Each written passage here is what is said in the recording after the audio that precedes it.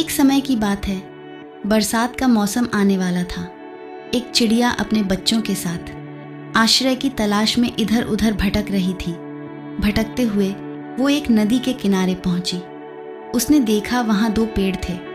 उसने एक पेड़ से कहा, बरसात से बचने के लिए मैं और मेरे बच्चे तुम्हारी डाल पर अपना घोंसला बना लें। लेकिन उस पेड़ ने बड़ी ही बेरुखी के साथ चिड़िया को इनकार कर दिया।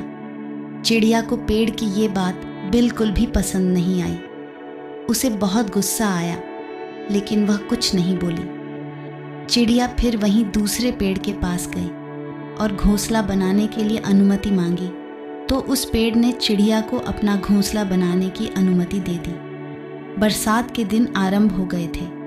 एक दिन बहुत काले बादल छाए और बहुत तेज बारिश हुई। उस बारिश को पहला पेड़ झेल नहीं पाया और उखड़कर जमीन पर गिर गया।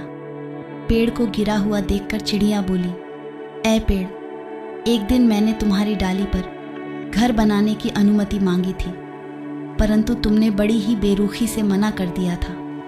तुम्हारी उसी बेरुखी की सज़ा आज भगवान ने तुम्हें दी है, जो तुम ज़मीन पर उखड़ कर गिर गए हो। चिड़िया की बात सुनकर पेड़ को ज़रा भी क्रोध नहीं आया।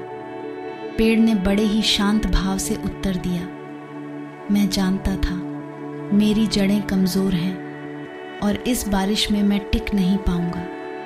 मैं तुम्हारी और तुम्हारे बच्चों की जान खतरे में नहीं डालना चाहता था, इसलिए तुम्हें मना कर दिया। मना करने के लिए मुझे क्षमा कर दो। और ये कहते कहते पेड़ नदी में बह गया। चिड़िया पेड़ को बहता हुआ देखती रही और सोचने लगी कि उसने पेड़ को कितना गलत समझा।